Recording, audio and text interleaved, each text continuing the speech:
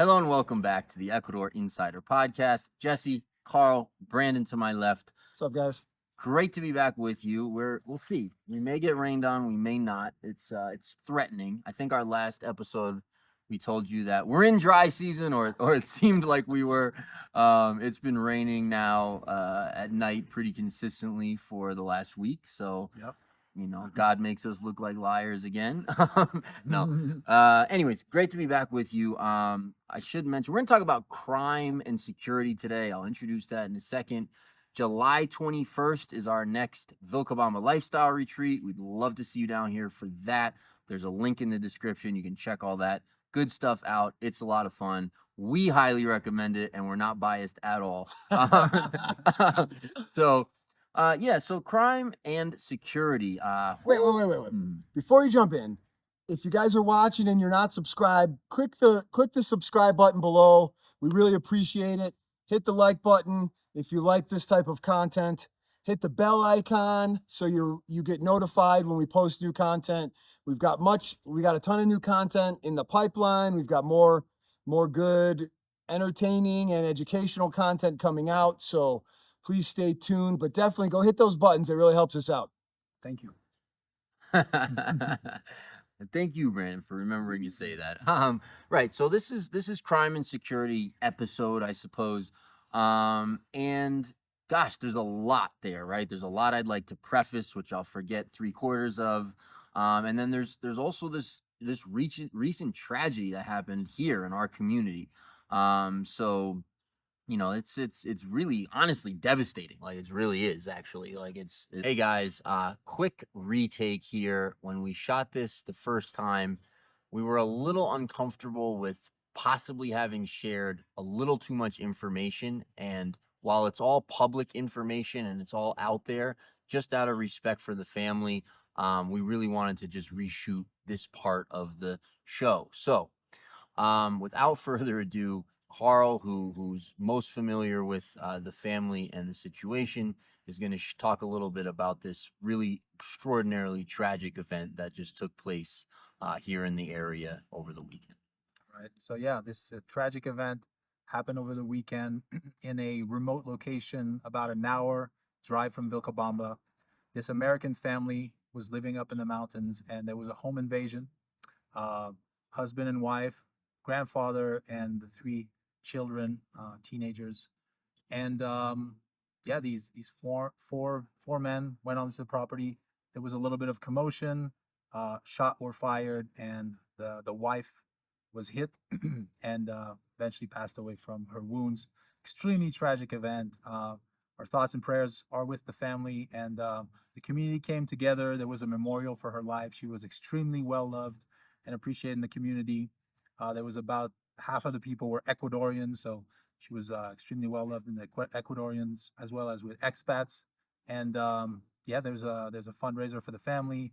They're going to move back to the United States, and there's a You meal could train. probably share a link to that as well. Sure, we could. Yeah. We could share a link to that, of course. Yeah, if anyone wants to contribute. Extremely tragic. This is the worst thing that ever happened in our area for the 12 years that I've been here. There's other things that have took place, but I would say this is probably the worst, definitely, and extremely unfortunate. We wanted to share that with you. We thought it'd be important to be, and all of this is public. You might see it already. You might already know it's on social media, etc. Yeah, and I know you know the family personally. My daughter is in a club with one of their children, so hits close to home, but also the community in general. Um, it's really tragic. Like it's really a painful event for obviously not for the community in the way it is for the family, but it really has impacted everyone to a great deal. It's a little bit hard to even talk about. It's so shocking and sad, really. So yeah, and there's all good. Well, I mean, it's tragic. It's devastating. It's scary, right? I mean, that's all real. Um, are there things like you guys have been here a long time? Are there things that you can point to give some suggestions for folks? Because as tragic, it's super tragic. It's not a common occurrence in the area, right? So it's not a common occurrence. but there's some things that people can do to protect themselves, maybe proactively, with security, with just, back in Chicago, we called it street smarts. There's, street smarts growing up there, that was more valuable than book smarts, because there's real consequences, um, for yeah, making a mistake in the street versus failing a test. So the analogy, you learn street smarts really quick. So maybe there's some like Ecuador, Vilcabamba area street smarts that we can offer from you guys that have been here a while, that might help some people For sure, for sure. to create some peace of mind as well. Yeah, yeah, Yeah. Oh, sorry. yeah. Go ahead. Yeah, I mean, we can definitely, we can definitely get into that. But it is, yeah. I mean, a couple of things I think that are worth pointing out. So, yeah. So Carl said 11 years. I've been here 10. There was a guy who got killed, and there's stories around why it seemed like there was some shady business he was involved in. I don't know, but just before I got here, and then this is the next person that got killed. Of course, there's been crimes, there's been different things that happened, but this is the next person that got killed. So it's shocking, right, for the community, right? The community it's really shocking, and you're seeing that, you're feeling that, right, in the community. Of course, it's nowhere near that for the community as it is for the family and all of that, but people are doing different things to help in whatever ways they can in the community. And it really is it's really a shocking event, especially the circumstances as well, because they didn't, to my knowledge, what I understand, I didn't know them personally, but they didn't make themselves a target in the sense of having a lot of luxury or living, sort of ostentatiously.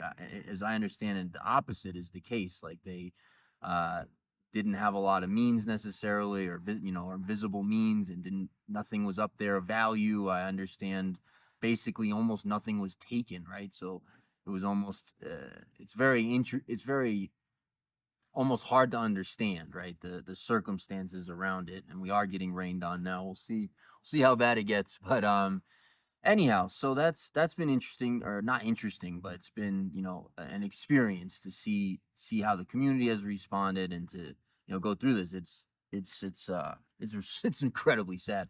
Um, so okay, so there's that piece. And then I do want to give a little context in general to just security, and then we can definitely get into tips and those kinds of things. But yeah, I mean, so in the 10 years, that it'll be 10 years for me in July that I've been here. I I've considered Ecuador sort of extraordinarily safe. Right, that's always been my perception and my perspective. Um, it's a place in the world. It doesn't mean there's no crime.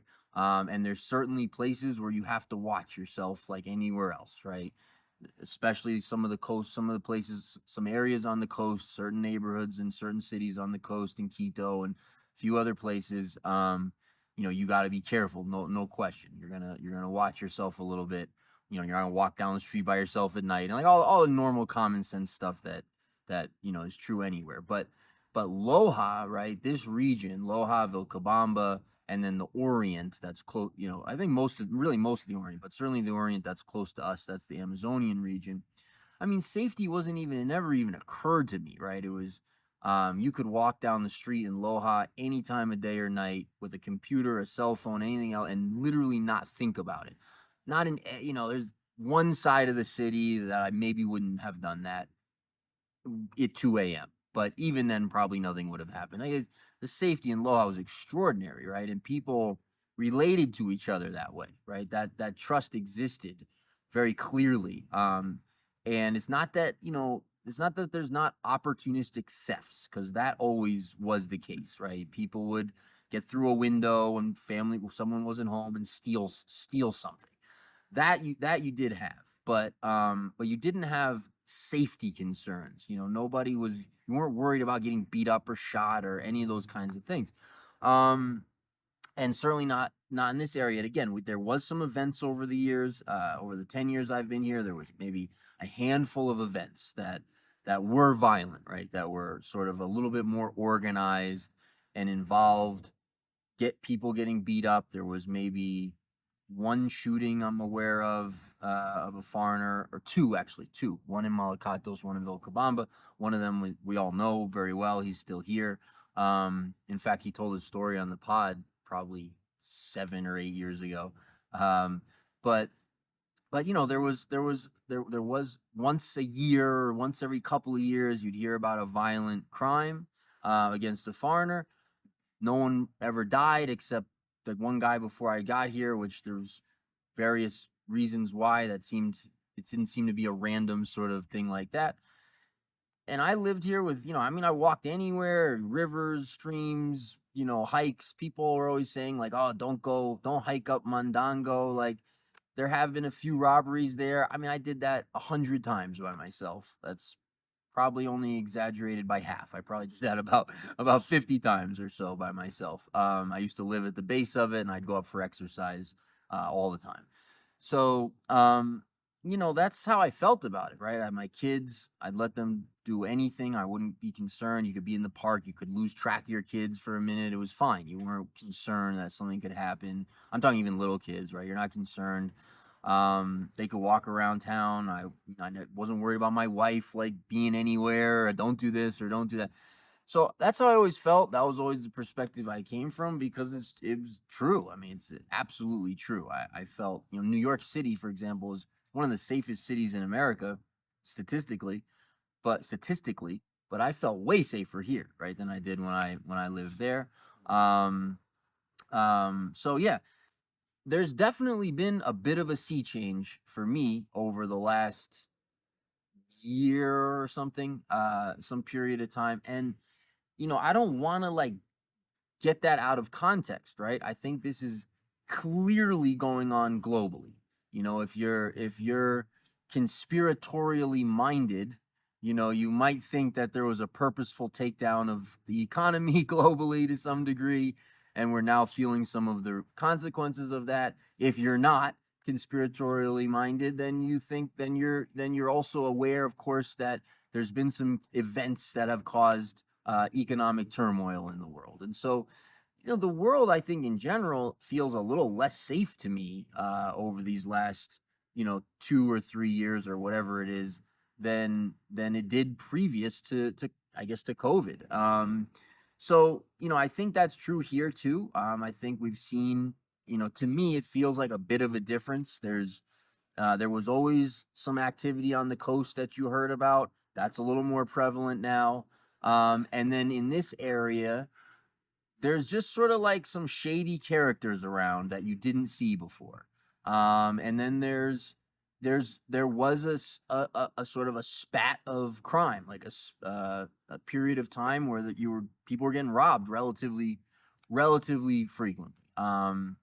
That's been essentially stopped over these last couple of months. I heard about one thing that happened over the last couple of months, and the police caught him, which was pretty awesome. As a friend of ours, actually. But there is a little bit of a difference to me.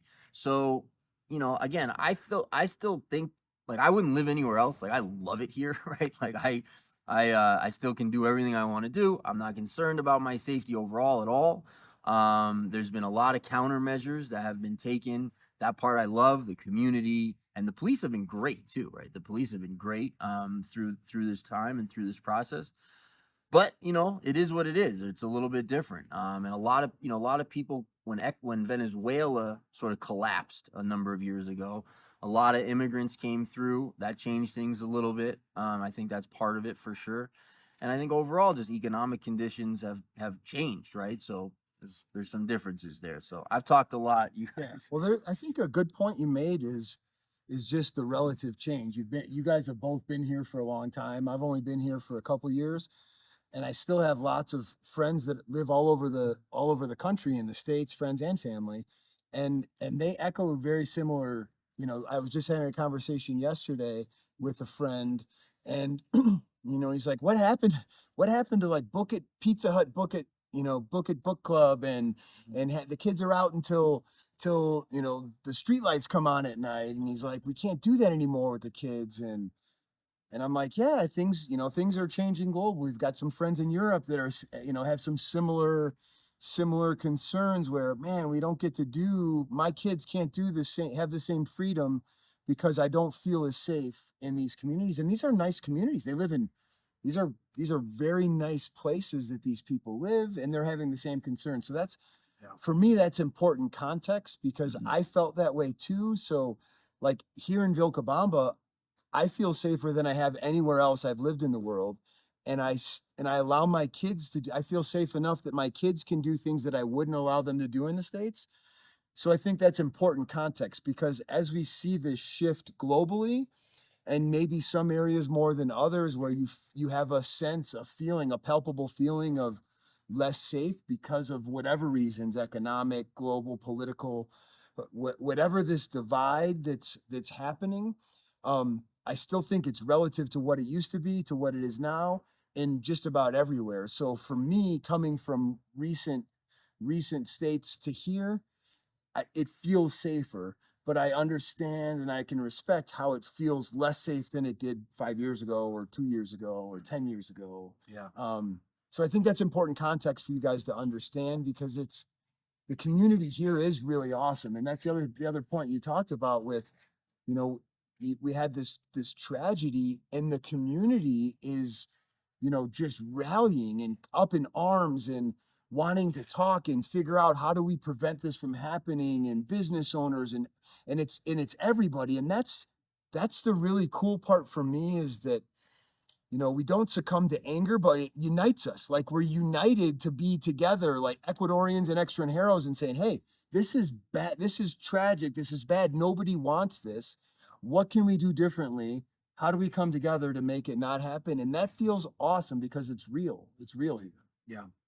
Yeah, just to add to your guys' point, I was told by some Canadian family members that even some places that were considered very safe in Canada now, there's more crime. There's more people are more worried and anxious about that.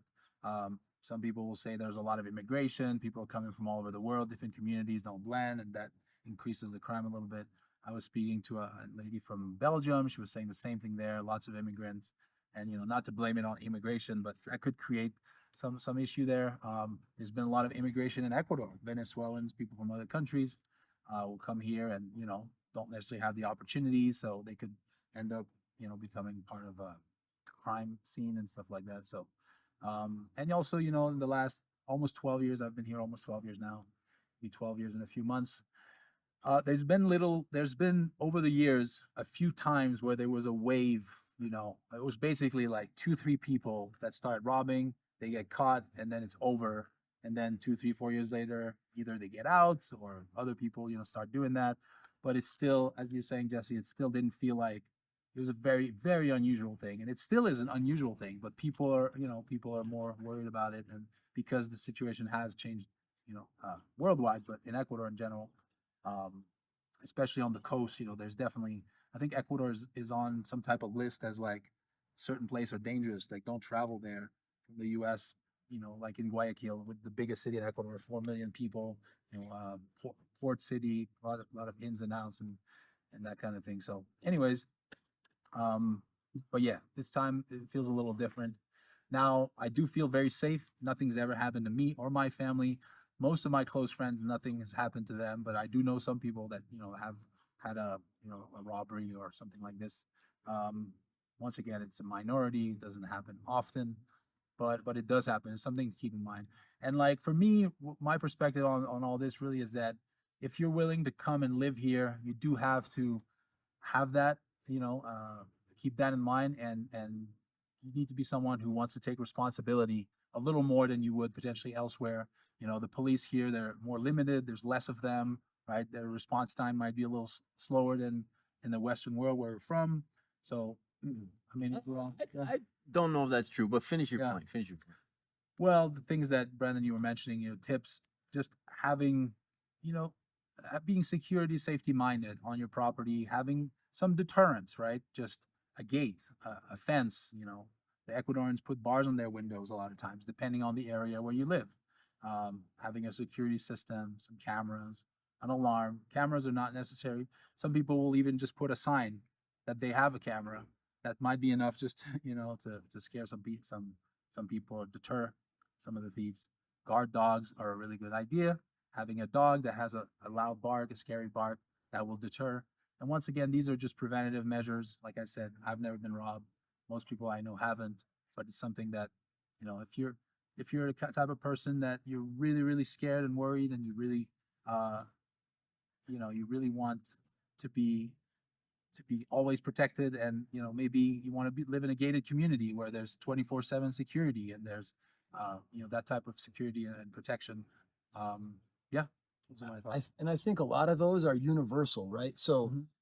when I lived in the first house my wife and I bought in Rockford, Illinois, shout out to anybody watching from Rockford.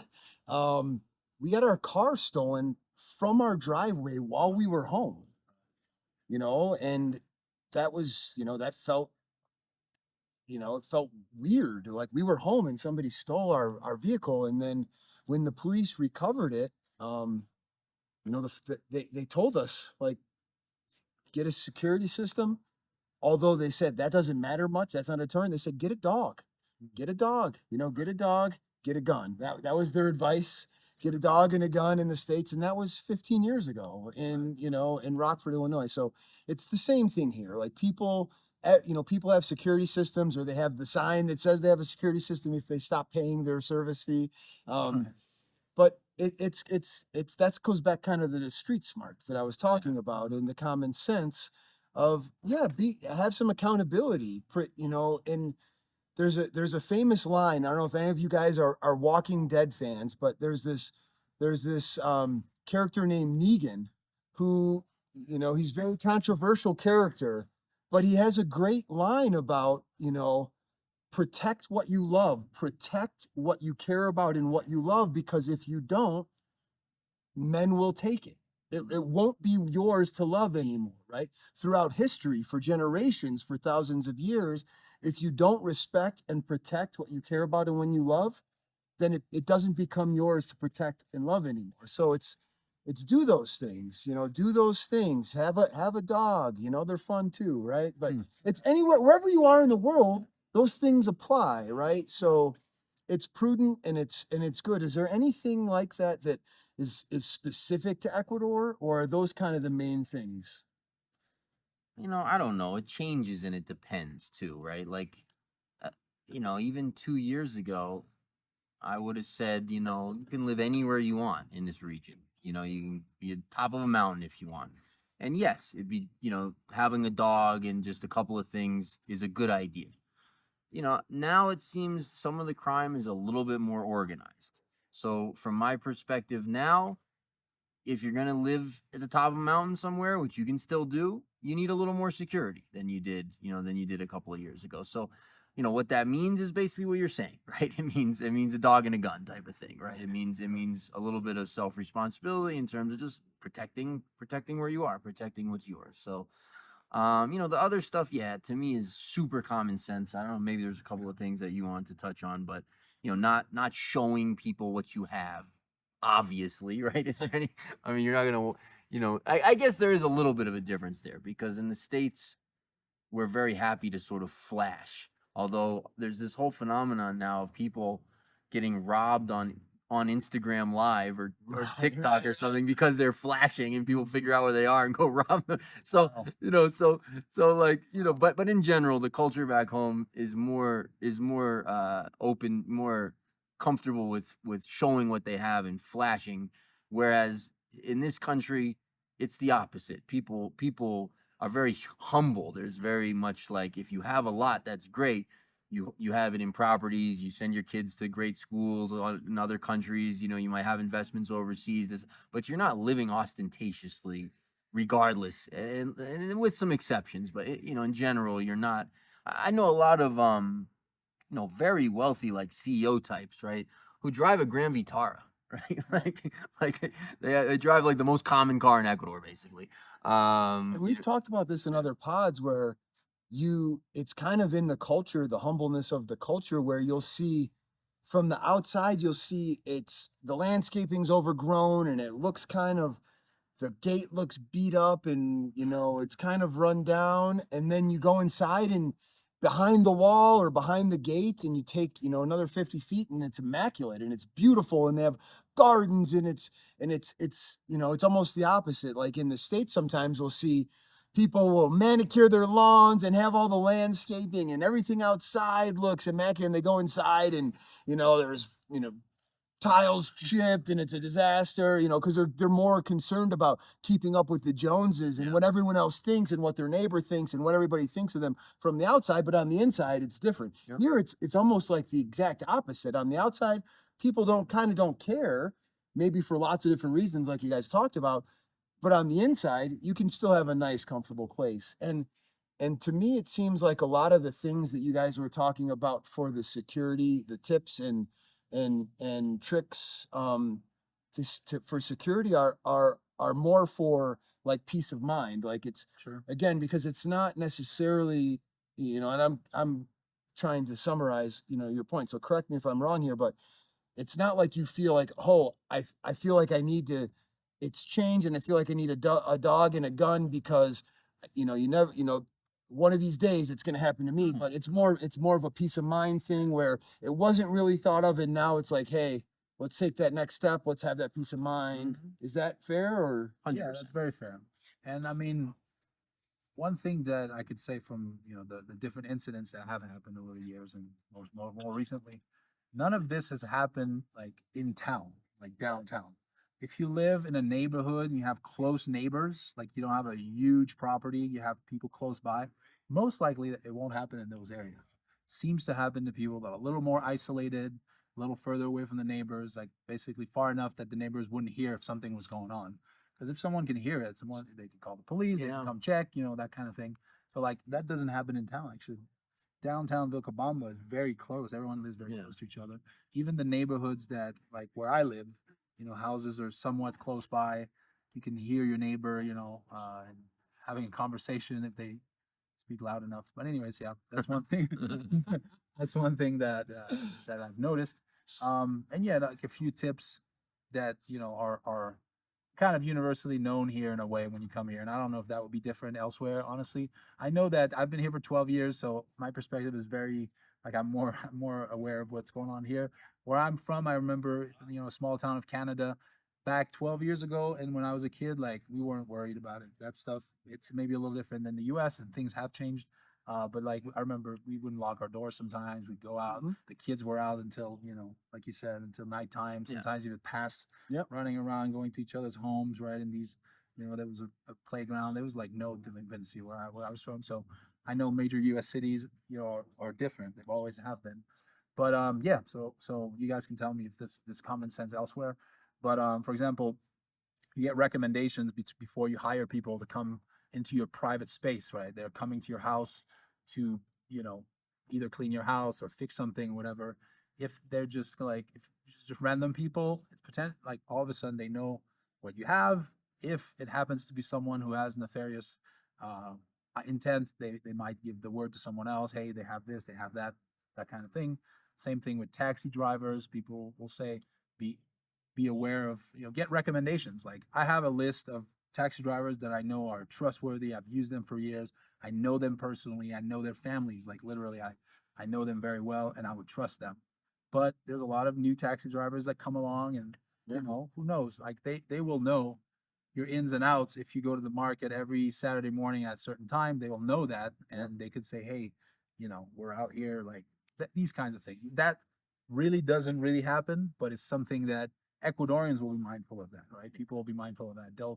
Sometimes they'll give you a taxi number, a taxi driver's number, and tell you specifically, bring this taxi to my property because I know him, right? So that's another thing that people do. And yeah, same thing with things like a maid, a cleaning lady, or someone who comes on your property.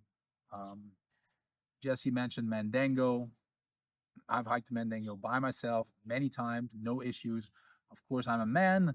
I'm, And you're a younger, beefcake. Gigantic. You're a gigantic beefsteak. so like I wouldn't be the first target, and like none of us would really. But yeah, if you're like an older, potentially someone elderly, you're a woman, you're more likely to be a target. And it's not like anyone will come and assault you, but they might, want to steal your camera or your phone or something. And I'm saying this because like it's very rare. It has happened Yeah. a handful of times, but it's something that's kind of the general word around town. If you go to Mandango and you feel maybe you're more vulnerable, don't go by yourself. Go with a few people, go in a group, that kind of thing. Yeah. Same thing if you go on the river. Now, during the daytime, I don't think nothing's ever happened on the river trails. But at night, if you're walking like basically on the river trails, there's nobody, there's no neighbors, there's no street lights either. You're in the dark, right? You would need a flashlight. Not really recommended to do that, that kind of thing. I think it's important. Like one of the underlying themes that you talked about, getting recommendations, know your taxi driver, their families. That's the same. My family and I have been here for 2 years. We know our drivers' families. We know their kids. We know them, and that's what's cool about. At least that's one of the reasons why we moved here, and why a lot of people that that watch our channel and come here, they're looking for that community too, and that's what's cool because when you come and you establish those relationships and you become part of the community, you become safe. You're inherently safer in that way, right? So yeah, you need to build those reputations. You need to have those conversations to know their families, because then there becomes a mutual trust between them and you. And that's what real community is. That's what's kind of tying us all together. That's almost like one of the most common themes I hear from people coming here, that's what they're looking for. Yep. And that's real here. And when you do that authentically, then you have those relationships like you have, that you feel comfortable with, that you're confident with, that look out for you, that they go out of their way to look out for you, and Right. and that gives you peace of mind, and that feels great. And that's one of the biggest reasons why, for me, the relative safety is palpable from where I was from, because in the States, you have your friends and your family, but you don't necessarily, you know, you're friendly with your neighbors, but oftentimes you don't become friends with your neighbors. Some people don't even know their neighbors. They wave and that's it, right? So you may live in the same community, but there's no real community there, right? So it's different here. I just think that's important. That's critical. Like, I'm really glad you made that point because, um, right. So if things break down in a place in the world where it doesn't have that tight knit community, those real relationships, it gets ugly fast. Yeah. Sure. Whereas when there's danger or there's issues or there's whatever happens in a place where the community is tight and has those relationships and those bonds and those some of those bonds here go back many generations, etc., then what we've watched happen over and over again here and even countrywide in many ways as well is that people come together to solve the problem. And that's for me what I always fall back on when I think about, I'm not interested. It has never crossed my mind to live anywhere else actually since I've been here because I love it. But when I think about just not like should I live somewhere else, when I think about like, hey, where I live, and then I look at other people's stories and places and I think about things, that for me is where I fall back on is like, look, I don't know what's going to happen in the world. I don't know politically what's going to happen in this country. I don't know, I have no idea, right? We're in wild times in the world and right now on earth, right? What a time to be alive. What a time to be alive. But I very much trust in that here, right? I very much trust that they know me and I know them, and that's true for everybody. And that creates that's tremendously valuable in any situation. I think that's really important to point that out. Yeah. Well, the amazing thing is, this is a small community too. Like, it might sound funny for some of the viewers, like, which taxi driver and their family. Like, if you live in a city, Right. like, you don't know any taxi drivers, right? There's like thousands of taxi drivers. Whereas here, there's a handful of them. There's like under 100, maybe there's 50 taxi drivers all around town. And also, to put it in perspective, like, here you get the phone number from the taxi driver, you can call them directly and they come to your house and drop you back in town. You don't usually call the taxi company to send you just any taxi driver. You'll have specific people that you contact directly. Whereas if you lived in Loja, most likely you just get a taxi off the street, whichever one, right? So that's also the difference for people just to understand the situation here. But yeah, it's amazing. Like, get to know people personally. Like, Yeah. you know everybody. You know all the Right. store owners. the workers, you know, the taxi drivers, you know, the I was local authorities. Like you say hi to the mayor every time he comes through. yeah, yeah, yeah, yeah.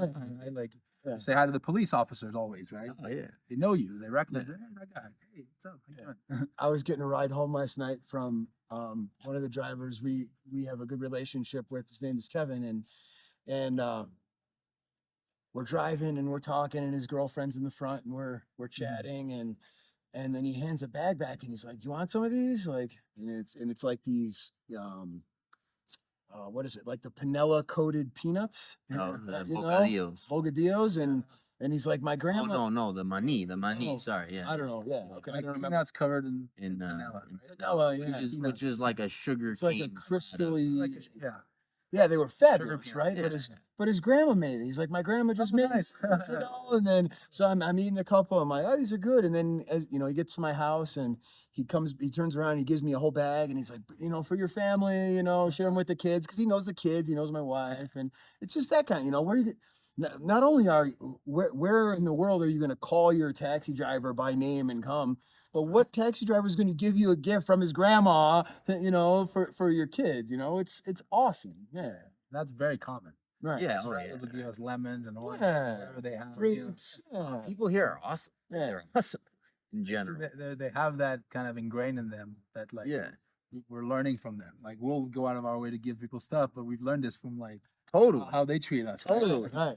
It's almost like the Southern hospitality thing. Yeah. How it used to be anyway. Yeah. Totally. Is the way the whole country is here Right. to some degree, maybe outside of some of the cities, but Yeah, that's something like if I'm running to the Baguette, La Baguette's is French bakery in town, really awesome pastries, and they have this fermented sourdough that I really enjoy, and we'll run there, and if I'm running right back home and I'm bringing something, and maybe I'll grab a treat for the kids, a kook or a croissant or something. And then I'm always like, I always get something, and I surprise them with something, and they're like, oh, great, I never had that before, so some things, yeah, it's just, it's fun, man. And it's real community. Yeah. I was just gonna touch on the neighborhood thing. Like you don't know your neighbors back. I remember not really knowing my neighbors in Canada even back then, even in a relatively small town. Whereas over here, like we know every single one of our neighbors. Right. The neighborhood where we live, we have a WhatsApp group where every single neighbor is on the group. And if there's some suspicious activity, if there's someone nobody knows who they are, if there's a motorcycle or something, people will write on there like, Right. hey, does anybody know this? Has anybody heard this alarm? Like people are on the lookout for anything wrong to happen. So we know we have 30, 40 people that are ready to help us if something happened, right? And it's not just even for that. It's for like, hey, if the power, hey, is your power out? Right. Or I lost internet, or That's hey, it's raining hard. Like, are you okay? I need some baking soda. Right. It's great. Uh, Is there So- anything else on security we want to touch? Because there's a couple other things, other topics that are a little bit that we yeah, can I really mean, the touch only on. other thing I want to mention, right, is that here's the thing, right?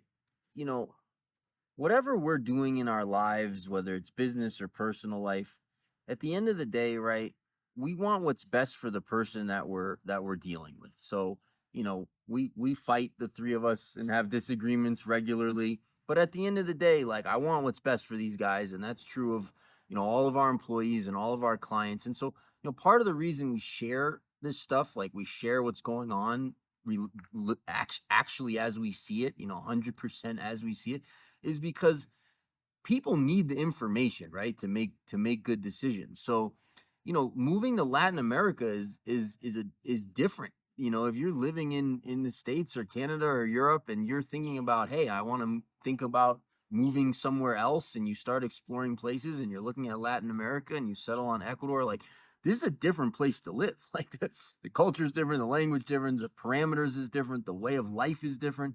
For the three of us, for us, it's way better, but that's not true for everybody at all, right? So the only kind of thing that ever concerns me is, I think sometimes there can be a naivete, right? There can be, so you describe it as a bubble, which I think is accurate. There can be this sort of idea where it's just paradise and everything's perfect, and I'm just gonna go and hold hands and sing kumbaya, and everything's gonna be, wonderful the rest of my life. it's a place to live, right? Like there's a lot of great things about it.